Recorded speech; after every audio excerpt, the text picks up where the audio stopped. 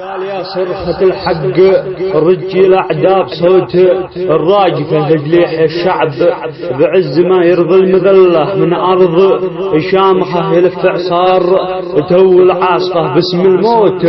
الأمريكا صرخنا صرخة شعب واحد بكمل قال باسم الموت. الأمريكا صرخنا صرخة شعب واحد بكمله والموت الإسرائيل واللعنة على من حالفه والنصر للإسلام للقدس بنوصله ما دام وإن العز له للعز في القدس واليمن متكاتفه والذل في من سكت على إسرائيل وهي في القدس محتله صرخة ضربنا بها في وجه طاغي ومستكبر. صرخة ضربناها في وجه طاغي ومستكبر اتخذناها حرب تنصر المظلوم وتقهر الباطل. تحذير وانذار سابق انذار في جدة تفجر ما دام مدى البركان عالي مداه مع شعبه يناضل. مدى البركان عالي مداه مع شعبه يناضل.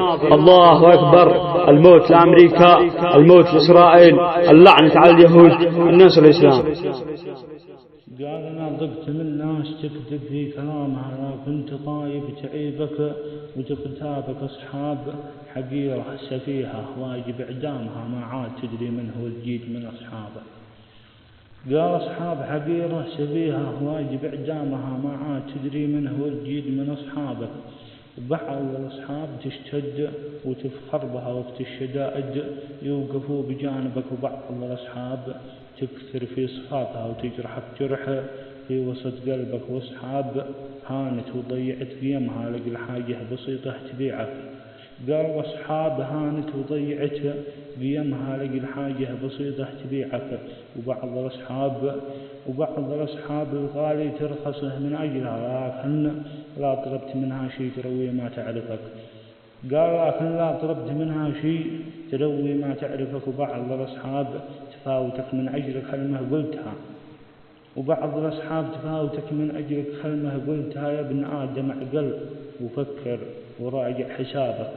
يا ابن آدم اعقل وفكر وراجع حسابك. وبعض الأصحاب تكشف سرك لأصحابها تكذب عليك وفي ظهرك تطعنك. وبعض الأصحاب أرتاح لا سايرتها تبكي معك وتضحك وتمزح معك. وبعض الأصحاب من القلب حنشتها لا شفته ضاق له من زعلك. قل لي من هو قسم لا سيره أقتله وأعذبه مثل ما عذبني وعذبك. قل لي من هو قسم لا سيره أقتله